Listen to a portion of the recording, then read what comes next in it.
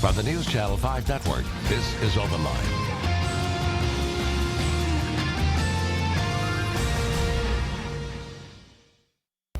Good evening and welcome to Ask the Attorney. I'm Amy Rao Mohan, and today I have the great pleasure of having Kevin Kennedy with me from the Kennedy Law Firm in Clarksville. And Ask the Attorney is really this great opportunity to ask all of the legal questions you've been waiting to ask. You've got two attorneys here ready to answer those questions. We're going to hit them. It's always good to be with you, Amy. It's a fun time. And we love to encourage everybody to call if you've got a legal question. It's a grand time to get some advice. Doesn't cost you anything. And this is a great opportunity through this broadcast. Any kind of question, whether it deals with divorce or bankruptcy or criminal charges, call in. We'll do our best to try to help you and answer those questions, and it'll be exciting. That's right. And Kevin has practiced for more than 30 years in all types of areas of the law, bankruptcy, Social Security, divorce, family law, criminal law, everything. So please keep those questions coming. The number will be at the bottom of your screen, 737-plus, 737-7587, and we'll be able to answer any of those questions today. And just for people who are tuning in to Ask the Attorney for the first time, Kevin, tell them a little bit about kind of how you got started in practice. Well, I'm a hometown boy from Clarksville, Tennessee, and been raised there my whole life. I live on the Kennedy Walking Horse Farm. It's been in my family 115 years. Wow. So I became a public speaker in the 4th grade with the 4-H club, and then I started winning. And I continued to win as a public speaker all the way to the state. I was a state champion. And so then later, when I got to the university, I said, well, how are you going to make a living? And I decided, well, I can talk pretty good. And so that's what was my background. And in the law business, we've done a little bit of everything. I do lots of car wrecks. We do lots of big personal injury cases. Last year, we broke some records. This year, we're set to break some more records. So that's kind of exciting, thrilling, after you've been practicing law 32 years. Back in the Persian Gulf War in 1990, I did the Oprah Winfrey Show. I did more divorces than any lawyer in the entire nation. During that time, we were right outside of Fort Campbell, and so I had lots and lots of experience with divorces, custody, child support, all those issues. And then criminal law, you can't ever touch one area of law without having to touch another. You need to know a lot about a few things. And then the Kennedy Law Firm, it evolved. They said, well, why'd you get so many lawyers? And I've had even other lawyers say, Kevin, why don't you just take it for because the problems are so immense.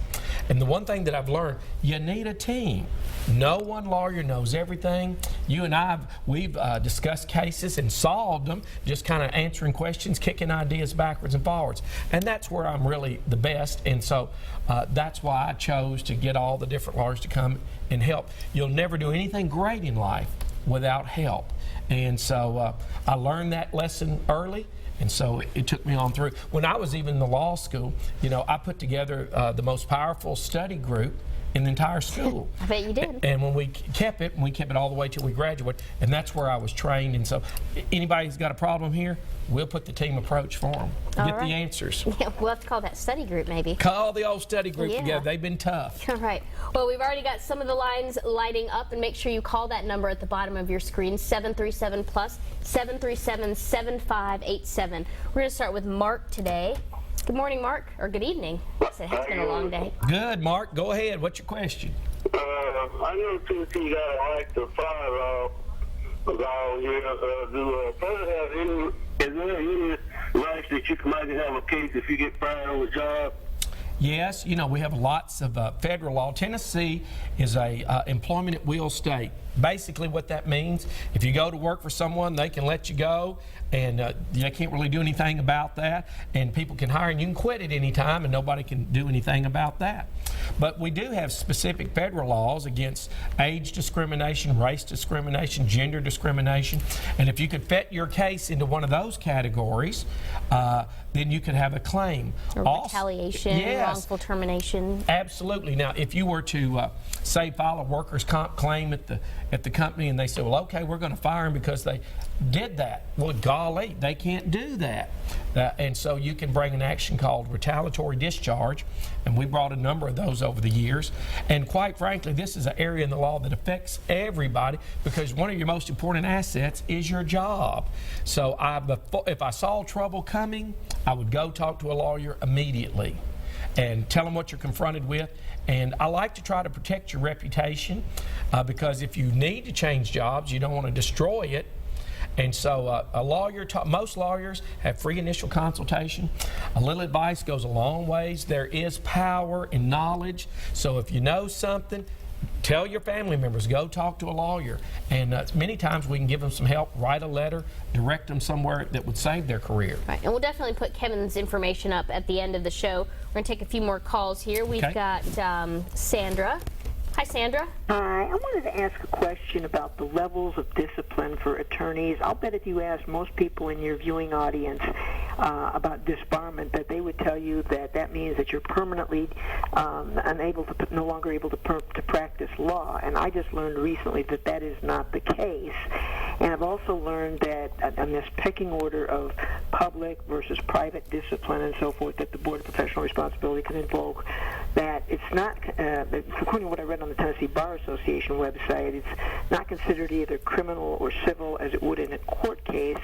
And my specific question with regard to all of this is in the case of a public censure where restitution is required, if the attorney does not provide restitution, I mean, does this just keep going on and on? Or if it's not considered a crime, then how can they enforce it? Got you. Thank you so much for that. You know, it comes back to this philosophy. It is against public policy for someone to take advantage of another person. So lawyers have lots of power. They are powerful people. They've been trained. And so there's always a supervisory capacity over lawyers, and that's the board.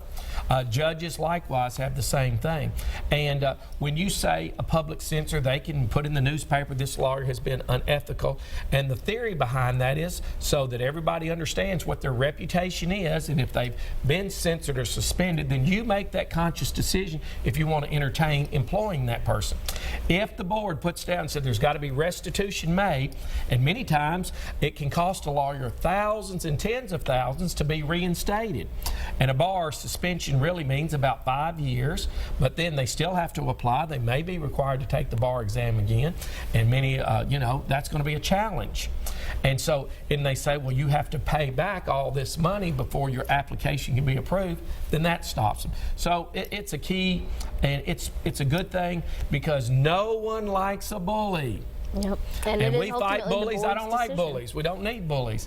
And in the American judicial system, you have a right to go in and see the judge, and one citizen's just as strong as another citizen, and that's why we have the greatest, I didn't say it was perfect, but it's still the greatest judicial system in the world. All right. Got Betty here. Hi, Betty. Hello. Hello, Betty. Go ahead. I don't really know how to start with, except my husband died in 1979. And last Sunday night, the 10th, I was watching Channel 5, 60 Minutes. And they was talking about insurance companies that was keeping, I don't know how to explain that. But in 2014, I got a letter from this insurance company saying that they didn't know he had passed away. Well, I didn't know he'd taken out the insurance to start with. Yes, ma'am. And I didn't have no proof of it or anything. But they said they looked it up and saw he'd been deceased. And I thought, well, after 30 years? Yeah. And I thought it was a scam at first. And I went and asked at the funeral home here in town, I live in Mount Devil, here in town, and they said that it was okay. Well, let me ask you this. Did you ever turn in the death certificate, and did you get paid? I turned in a death certificate after they told me they needed one. All right. Did you get paid? That's what Amy wants to know. I know. $250. Wow. Well, at least it was something. You're right. And so, yes, that's a good point, and thank you for bringing the question.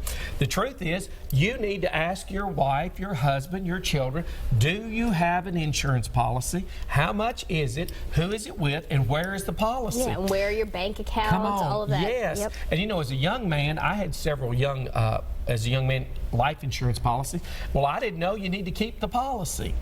And so, okay, I would sign and I would pay. So I want you to learn documentation is always important.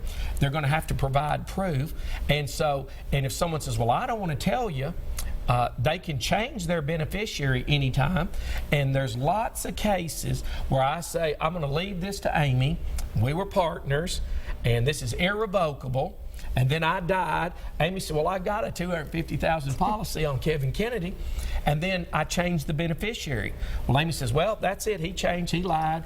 No, you get a lawyer, and we could still bring a case against the estate because I can't cheat you. It is against public policy for people to defraud you, to use deceit, to cheat. And it just rubs you the wrong way. So we have courts of equity, we can pursue it. So if anyone's in your same similar situation, then go get a lawyer, call them. We've written many letters and helped lots and lots of people. Insurance, sometimes you have to hold their feet to the fire. And I know we've given the advice many times on this show to get a will and make a will. And we've seen that in the news recently with Prince dying with a $150 million estate and no will. Really? Yeah. I didn't catch that, but I do hear it quite often too. All right, well, we're going to take a quick break. All and we'll lines come back. are lit up. They are. We'll come back for all of those calls, 737+. Keep those calls coming.